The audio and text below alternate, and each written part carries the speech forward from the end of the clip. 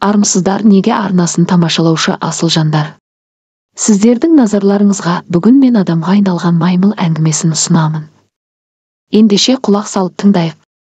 20 ғасырдың ортасында Чарльз Дарвин түрлердің шығу тегі атты кітабын шығарғаны белгілі. Бірақ содан бері әлі күнге ғалымдар арасында маймылдың адамға айналуы туралы тақырып үлкен дау тудырып келеді. Көпшілік ғалымдардың айтысы бойынша, егер бұрын маймылдар адамға айналса, қазір неге адамға айналмайды деген сұрақ болатын.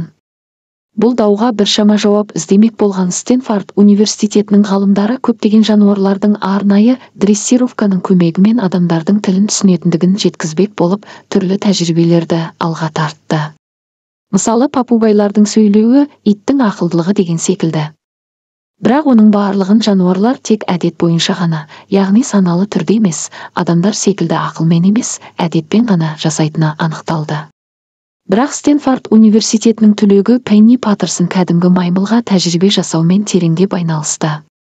Оның 1971 жылы жасаған эксперименті әлемді дүр сілкіндірді.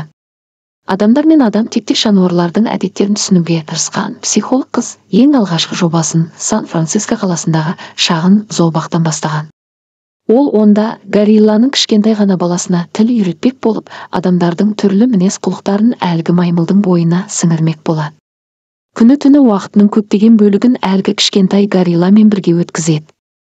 Алғашында оған қол мен ауыз, келбет арқылы жасалатын, кішкентай балаларға жасайтын қимыл әрекеттер мен жаттығулардың барлығын сан мәрте жасағанымен еш нәтиже бермейді.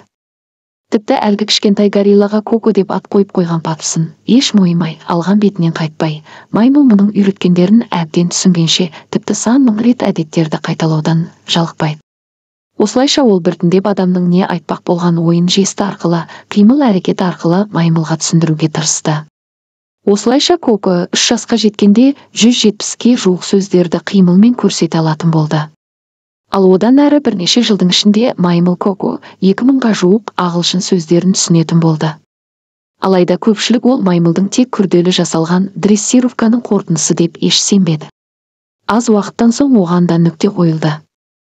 Мысалы, маймыл банан жеймін деп аузын ұрса, оған керісінше апельсин бергенде, оған қарсылық танытып банан жегенше әдетін қоймаған. Ал оған күнделікті қызыл жемпірін кигізбей, жасыл түстісін кигізбек болғанда, оған да қарсылық білдіріп, өзінің сүйікті қызыл жемпірін кигізгенше сұрауын жалғастырған. Коко велосипедке мінгенді жақсы көрген. Жалпы оған іш пыстыратын жаттығулардан гөрі ойын түріндегі жаттығулар өте қатты ұнаған. Оған түрлі қуыршақтарды да, тіпті 4 аяқты өзі секілді жануарларды да әкеліп берген. Бірақ ол тек қуыршақпен ойнаған. Ал жануарларға еш қызықпаған. Тек мысықтың марғауларымен ойнағанды өте жақсы көрген. Оған бірнеше мысықтың балаларын алып келіп бергенде, Коко олардың ішінен тек бір ғана сұр түсті мысықтың марғауын ғана таңдап алып, соны ол құдды бір өзінің баласы секілді баптап баққан. Өзі маймыл бола тұра ол осылайша мысықтың баласын ерекше жақсы көріп асыраумен болған. Бірақ арада жыл өтпей әлгі мысық Коконың торынан шығып кетіп, көшеде жолдан өтіп, жүгіріп бара жатқанында әлгі мысықты көлік қағып кетіп, мысық ажал құшқан. Ал бұл оқиға Коконың жанына қатты батқан. Ол тіпті бұл оқиғаны өзінің сөздік қорындағы қимылдар мен елдің барлығына айтумен болған. Ал оған сұр мысықтың суретін көрсеткенде, ол маймыл қайғыға беріліп көзіне жас алатын болған. Осылайша 1971 жылы басталған маймылды зерттеу тәжірибесі тек 2008 жылы ғана аяқталған. Міне осылайша маймылдардың да адамға өте жақын екенін, психологиялық тұрғыдан да адамға ұқсас екендігі дәлелденді. Иә, бұл тек ғалымдардың зерттеуі ғана. Ал қасиетті Құран бұл туралы не дейді? Егер біз Құранға үңілсек, адамдардың о бастан адам болып жаралғанын, ал маймыл мен өзге жан-жануарлардың да бастан солай жануар кейпінде жаралған деген тұжырымға қанық боламыз.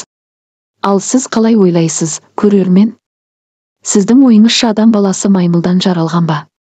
Адамның арғы атасы маймыл ма? Кім қалай ойлайды, комментарийге қалдырады деп сенемін.